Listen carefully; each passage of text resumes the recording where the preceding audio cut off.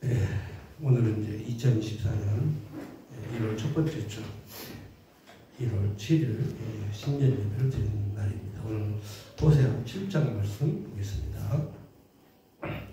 자, 이 호세아 7장에 대한 내용은 이제 왕궁에서 반란이 일어난 사건인데요.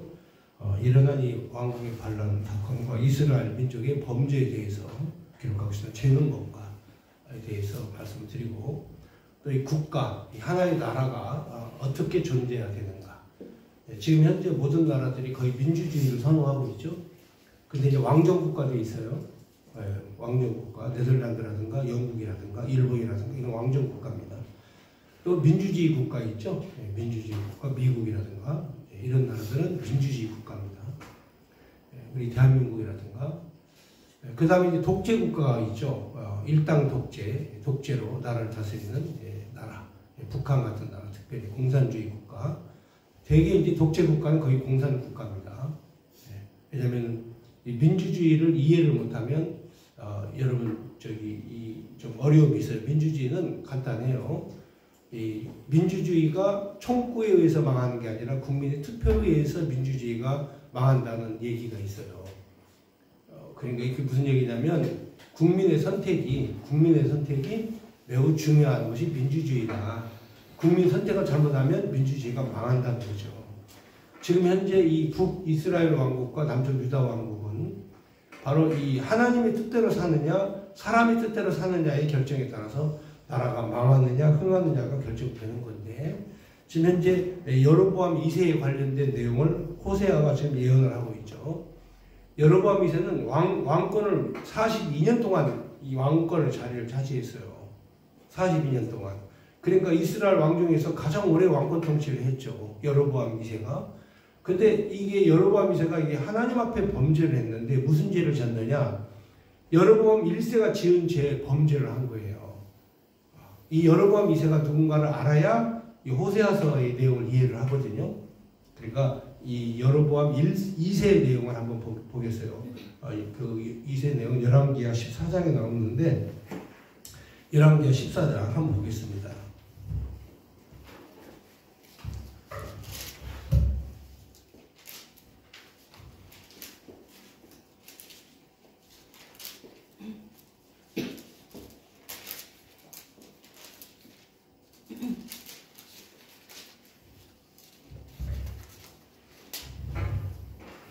열왕기하 14장 23절에 보면 유다왕 요아스의 아들 아마샤 제5년에 이스라엘 왕 요아스의 아들 여로보암이 사마리아에서 왕이 되어 41년간을 다스렸다.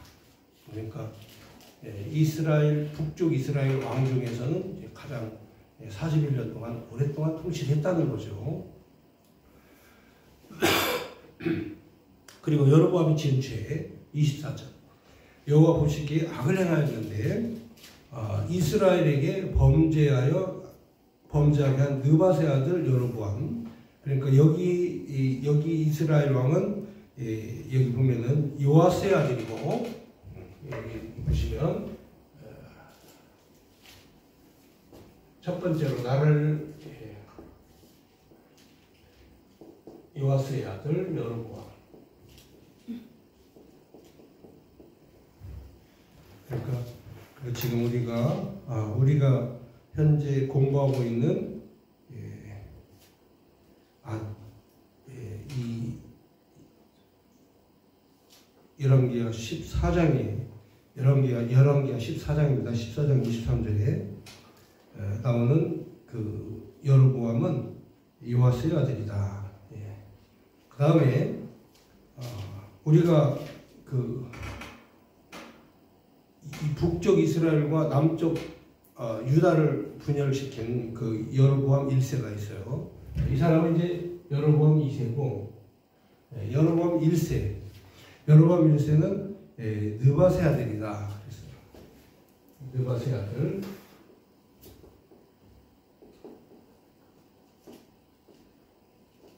이 여로보암은 1세라고 합니다. 그러니까 이름이 똑같으니까 1세와 2세를 구분을 한 거예요. 자, 그러면 이 느밧의 아들 여로보암이 무슨 죄를 졌느냐?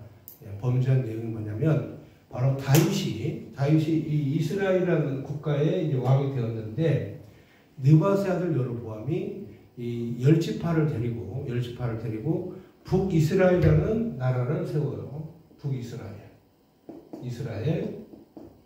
나라를 세우고 남쪽은 유다라는 나라를 세웁니다.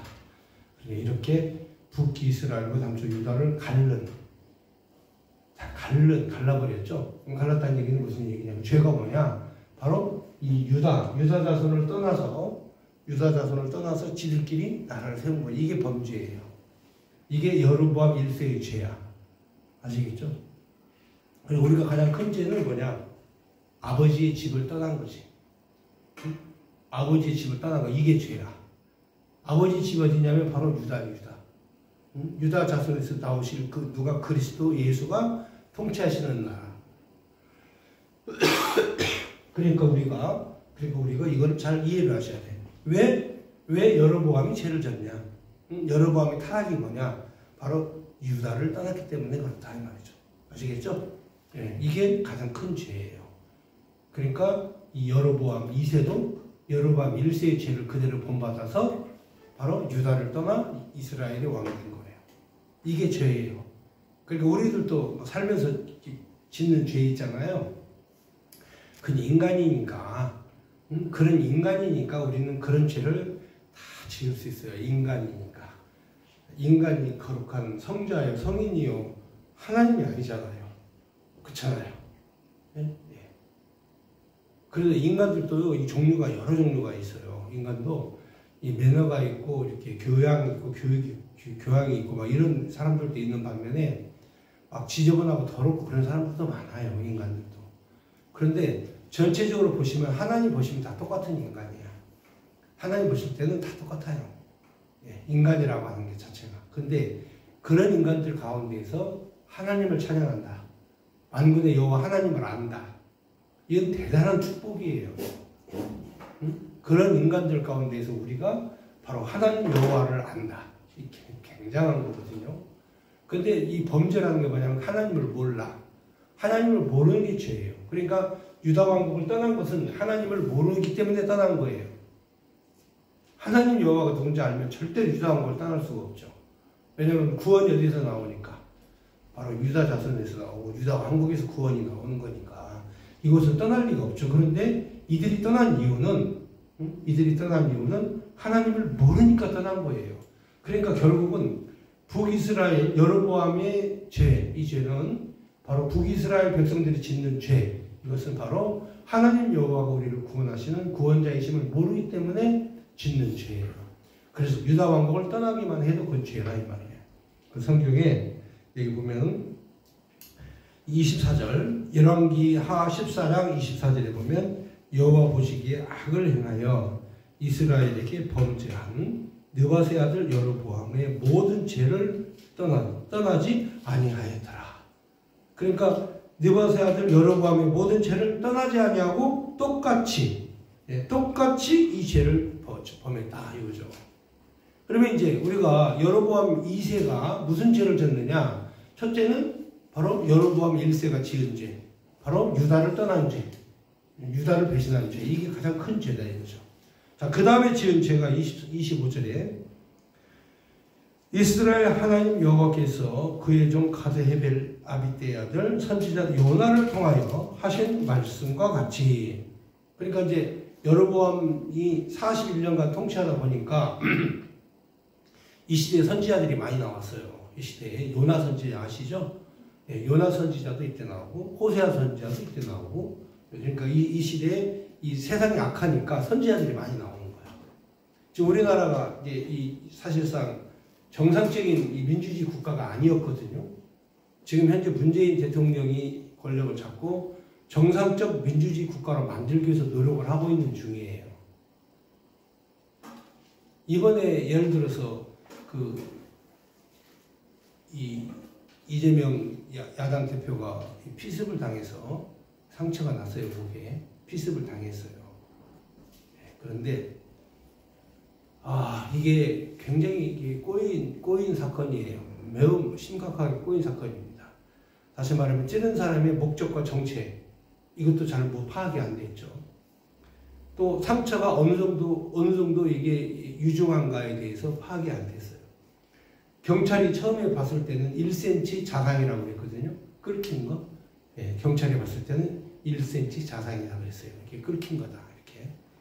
근데 예, 이 부산 병원에 가니까 좀 깊게 들어가서 열상이다 그랬어요. 열상은 이게 뭐냐면 이게 상처가 깊이 들어간 거예요. 칼로 찌른 자국이죠. 긁힌 자국과 찌른 자국에 좀 차이가 있죠. 예, 그래서 거기에 실핏줄, 그죠. 경정맥은 실핏줄입니다. 예, 목에 있는 실핏줄. 중요한 혈관이 아니에요. 실핏줄이. 예, 근데 좀 중요한 혈관이 터지면 피가 콸콸 나와요. 왜냐면 이 동맥의 피가 바로 머리 위로 올라가서 바로 내려오기 때문에 피가 콸콸 나와요. 근데 깊은 상처도 아니에요. 그러면 깊은 상처가 아닌 것을 누가 제일 잘 알아냐면 본인이 제일 잘 알아요. 본인이 제일 잘 알아요. 그리고 이 국회의원은 법을 잘 지켜야 되거든요. 법을 지켜야 되는데 우리나라에는 의료 시스템에 그 권역별 의료 시스템에 돈을 많이 투자를 해요. 왜 그러냐면 급한 응급 환자를 신속하게 병원으로 실어 날라가지고 치료를 하는 거예요. 근데 예를 들어서 우리 서울에서 우리가 살잖아요. 서울 사는데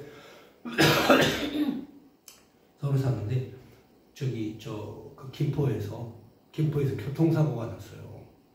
교통사고가 나가지고 이제 사람이 위급한 상황이야. 교통사고에서 피를 막 흘리잖아요. 이렇게 터져가지고 막 피를 막 흘리면 이 사람은 앞으로 이렇게 피가 나오면 지혈을 해도 앞으로 2분, 3분 또는 10분 이상 가면 죽는다. 사망한다.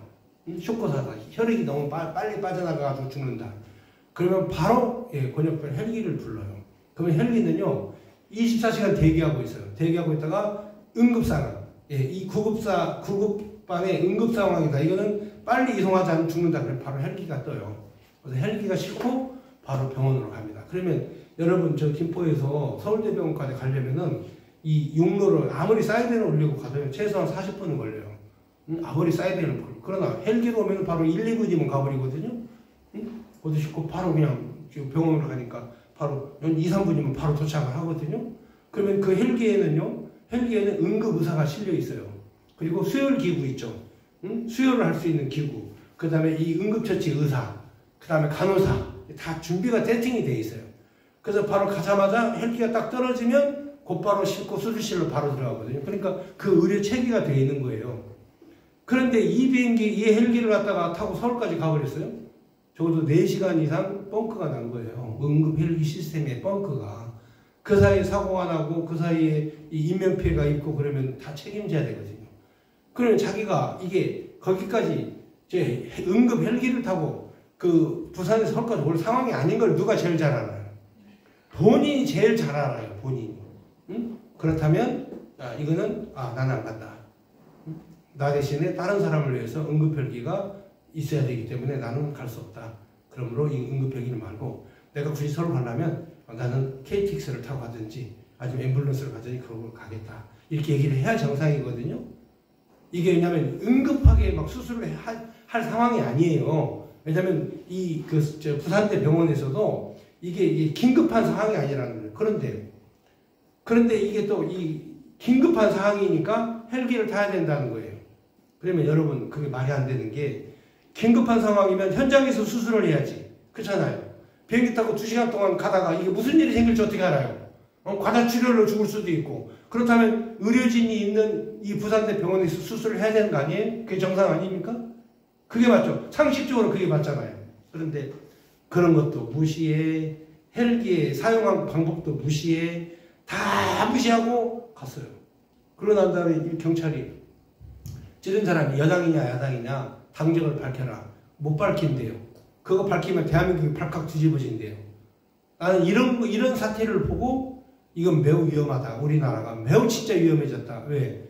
분열이 극대화되어 있다는 사실을 알게 됐어요. 그래서 이번에 북한 김정은이가 성공한 거는 핵개발 성공한 것보다 더 중요한 건 남한을 아주 극단적으로 분열화시킨 거. 남한을 아주 그냥 서로 적대감을 갖도록. 옛날에는 그냥 민주당이든 뭐 한나라당이든 그냥 같은 민족이고 그거 가지고 가족끼리 싸울 일이 없었거든요. 근데 지금은 너무나 극단적으로 바뀌어가지고 가족들끼리도 비틀시게 싸운다니까요. 응? 그거 가지고. 그러니까 이게 김정은이 성공한 거죠. 남한을 완전히 극단적 분열을 시켜놓은 거죠. 그렇잖아요. 이 분열이라는 게요. 하나님이 가장 싫어하는 거거든요. 분열은 하나님이 가장 싫어하는데 김정은이가 성공했어요. 핵개발보다 더 성공한 건 남한을 분열시켜버린 거예요. 반절로 탁 잘라놔버린 거예요. 이게 지금 현재 우리의 위기예요. 그러니까 민주주의가 총으로 망하는 게 아니에요. 민주주의는 투표로 망하는 거예요. 투표로.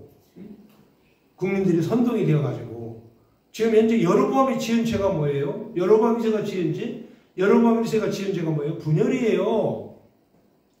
여기 다윗 왕국 유다 나선의 이 다윗 왕국에 분열이 돼가지고 나라를 세운 거 이게 여로보암의 죄를 짓는 거라 그 말이에요. 그리고 요나 선지자도 지금 이 요나 선지자가 이제 부르심을 받고 북쪽 이스라엘 선지자예요. 요나 선지자는. 근데 이 이스라엘 바로 옆에 아수르라는 나라가 있어요. 이 나라는 이제 군사 제국이에요. 이 아수르라고 하는 이 나라는 뭐 공업이라든가 농업이라든가 이런 게 별로 없어요. 이거 완전히 군대 나라예요. 그래서 침략하고 노력해서 나라를 세운 나라거든요. 호시탐탐 이 나라는 침략을 해야 돼. 전쟁을 해야 돼. 그 나라가 아수르예요. 아시리아라고 하죠. 아시리아. 예. 우리 저기 역사책에는 아시리아라고 나오고 우리 성경에는 아수르라고 나오는데 자, 이 나라에 가서 요나가 하나님의 말씀을 전하라는 여호와의 명령에 따라서 이 아수르로 가야 돼. 근데 하나님의 명령을 거역하고 어디로 도망가요? 다시스로 도망을 가죠. 배 타고. 이 하나님 명령을 거역한 거죠. 예. 이 요나는요. 요나의 삶을 통해서 하나님 여호와를 증거하는 거예요. 그래서 결국은 하나님께서 요나를 아수르로 보내서 아수르에서 하나님 말씀을 전하게 하시죠. 이방 민족에게 하나님 말씀을 전하게 하시는 거예요. 이방 민족에게. 그 왜 그럴까요? 예, 다 이유가 있어요, 여러분. 예. 자, 여러분 그 이방 민족에 하나님 말씀을 전하게 하시는 게 이게 뭐냐면 장차 이 이스라엘 자손 외에도 유다 자손 외에도 하나님이 선지자를 보내서 말씀을 전하실 것이다 라고 하는 그걸 요나 선지자를 통해서 말씀을 하시는 거예요. 이방인들이 더 회개를 잘해요. 북쪽 이스라엘은 회개를 안 하는데 아수르는 가서 하나님의 말씀을 전하니까 왕으로부터 짐승에 이르기까지 다 금식기도 하고 베옷을 입고 회개한다니까. 이게 놀라운 일 아닙니까? 자, 이러한 것을 역사 가운데 성경책을 통해서 우리에게 이렇게 보여주시는 거죠. 그래서 요나는 자기의 삶을 통해서 하나님 앞에 복음을 전하는 사람이에요. 거역도 해보고 반항도 해보고 네. 하나님이 이끌어가지고 이 아수르로 보내시고 자 여기 보면 그 아미떼 아들 선지자 요나예요. 요나를 통해서 하신 말씀 같이 여로보암이 이스라엘 영토를 회복하되 하맛 어귀에서부터 아라바 바다까지 하였으니 그랬어요. 지금 현재 그 당시에 요나 선지자가 봤을 때 여로보암이 41년간 통치를 하면서 엄청나게 많은 영토를 회복을 한 거죠. 지금 현재 역사적으로 보면 이 794년부터 753년까지 여로보암이 793년부터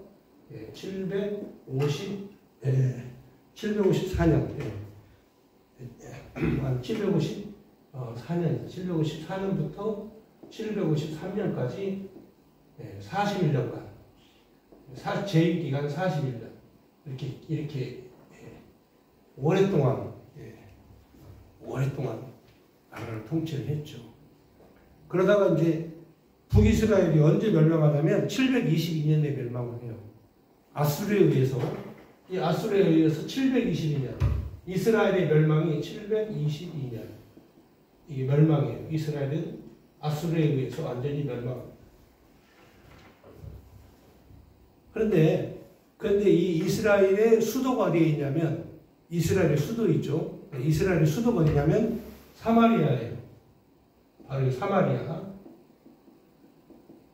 이스라엘의 수도가 사마리아고, 사마리아 바로 밑에, 이 사마리아는 이제 므낫세 지파의 땅이에요. 므낫세 지파의 땅이고, 사마리아와 바로 붙어 있는 인접 지역에 있는 땅이 바로 에브라임이에요. 그러니까 사마리아와 이 에브라임 땅은 이스라엘의 가장 핵심적인 땅이에요. 그래서 여기에 이 에브라임에 베델도 있고 세겜도 있고 여기에 가장 중요한 지역들이 다 여기 있어요. 여기 다. 그래서 이 에브라임과 므낫세 있잖아요. 이들이 바로 북이스라엘을 대표하는 가장 중요한 땅을 다 차지하고 있었어요. 하나님의 사랑을 가장 많이 받았는데도 바로 유다를 떠난 범죄함으로 말미암아 멸망하는 거예요. 그러니까 여기에서 우리가 알아야 될 것은 우리는 유다와 함께 살아야 된다. 유다 자손과 같이 살아야 된다. 이게 성경 신학이에요. 성경 신학의 가장 핵심은 바로 유다와 함께, 유다 자손과 함께 살아야 된다. 바로 그 유다가 어디예요? 바로 그리스도 예수가 나오는 그 왕국이 유다 왕국이죠. 예. 자, 이렇게 해서 이들이 이 요나가 말한 내용들이, 여로보암은 엄청나게 큰 땅을 바로 점령을 했어요. 그런데 그렇게 점령한 이유가 있어요. 26절에 이는 여호와께서 이스라엘의 고난이 심하여도 매인자도 없고 노인자도 없고 이스라엘을 도울 자도 없음을 보셨고, 여호와께서 또 이스라엘의 이름을 천하에 없이 하겠다고 아니하셨으므로 요아스의 아들 여로보암의 손으로 구원하심이었더라. 그러니까 이 요아스의 아들로 여로보암으로 말미암아 이 이스라엘을 하나님이 구원하셨다. 그러니까 이게 어느 정도 사람이 살다가 보면요, 힘든 일이 있지만 그 힘든 일을 하나님께서 모면해 주시고 해결해 주시는 그런 날이 와요. 지금 현재 하나님께서 바로 그 힘들고 어려운 그런 상황에서 바로 이 여로보암 2세로 말미암아 이 이스라엘을 완전히 천하에 없이 하지 아니하시려고 바로 하나님께서 구원하셨다 이거죠. 자, 그게 바로 뭐냐면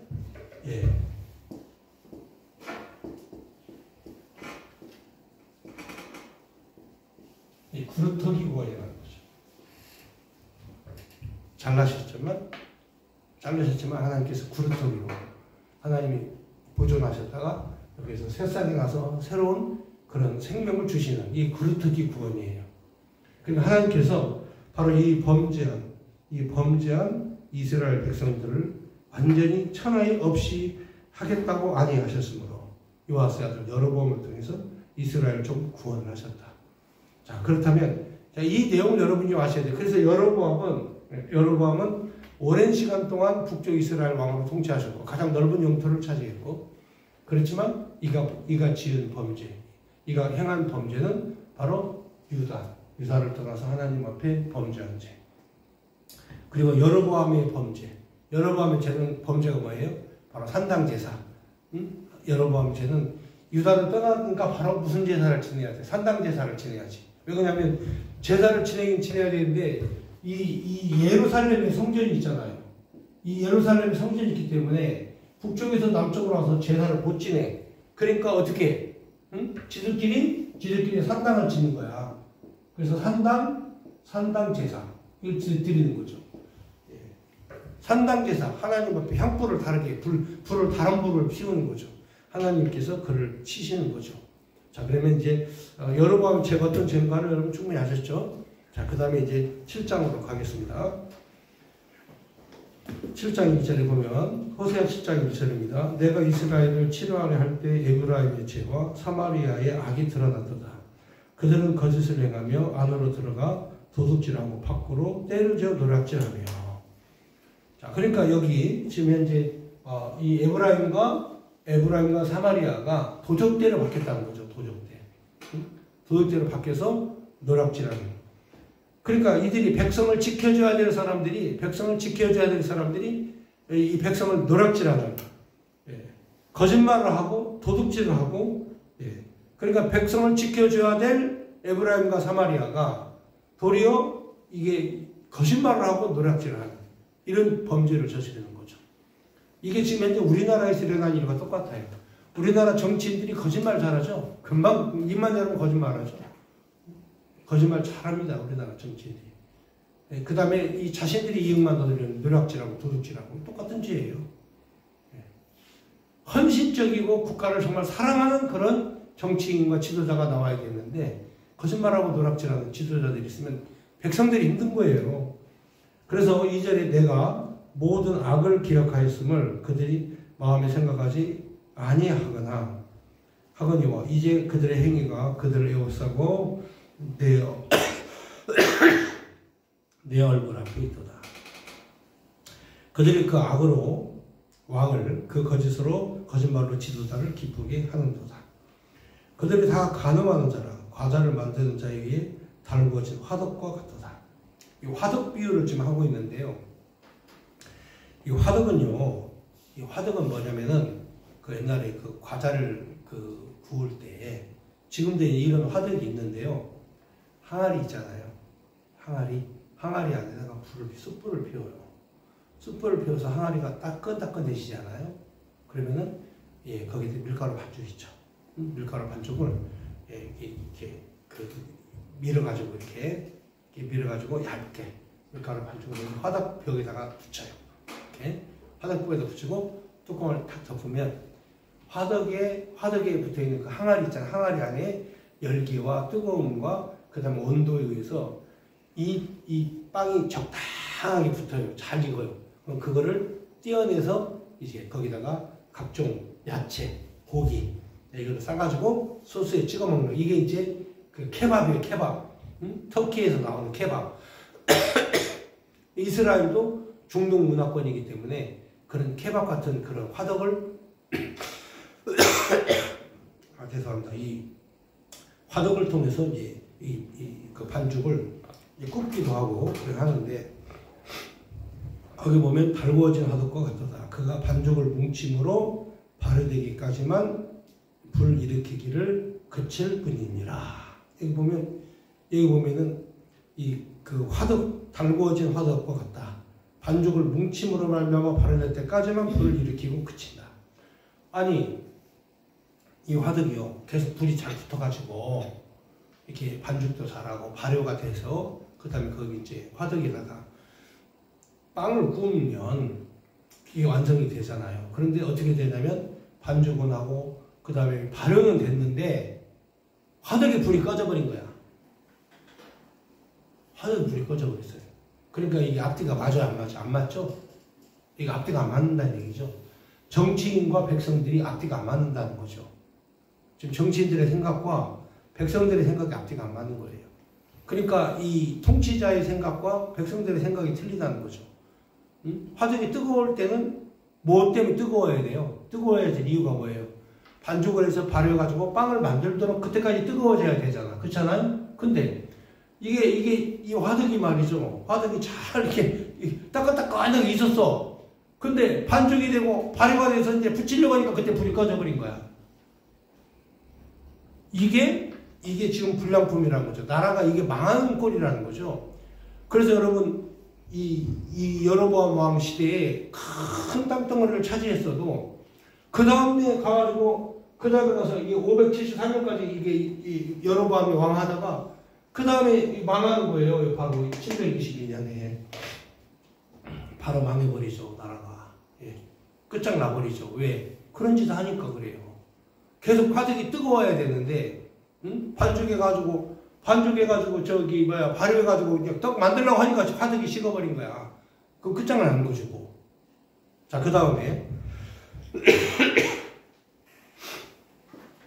그 다음에 또 보면 우리 왕의 날에 지도자들의 술의 뜨거움으로 인하여 병이 나며 왕은 오만한 자와 더불어 악수를 하는도다.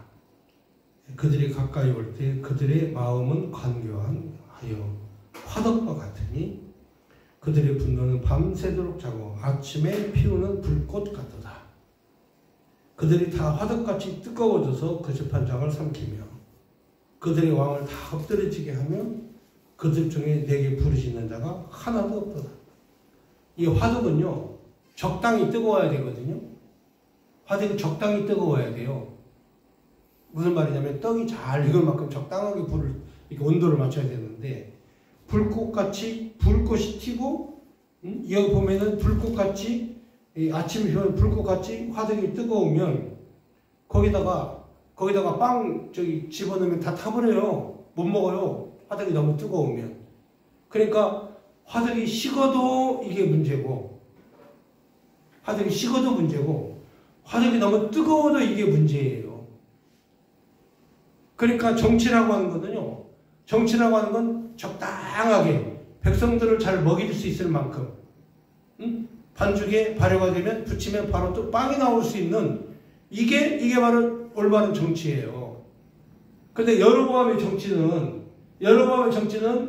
빵을 만들려고 하니까 식어버리고, 또 어떤 때는 너무 뜨거워가지고 다 타버리고, 이게 그래서 이게 백성이 망할 징조다 하면서 호세아가 바로 이 타락한 여로보암의 그런 정치에 대해서 강렬하게 현재 여기서 선포하는 거예요.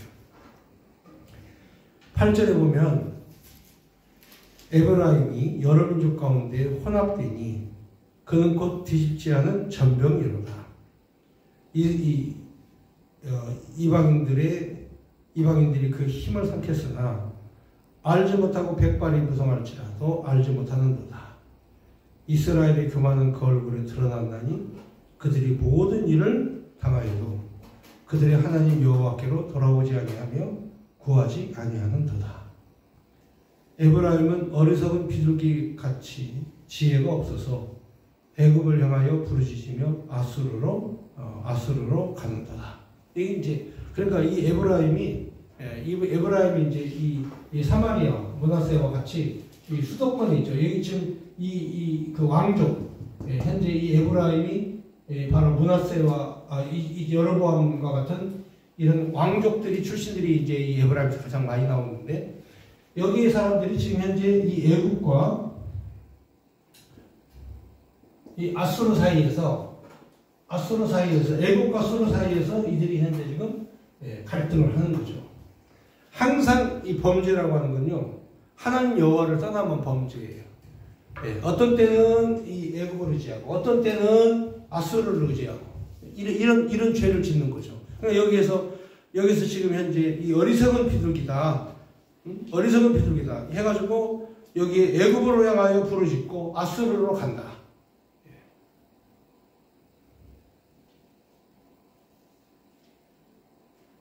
그래서 마음은 애굽을 향해 간절히 부르짖고 몸은 아수르로 가고, 자, 이런 죄를 짓는 거죠.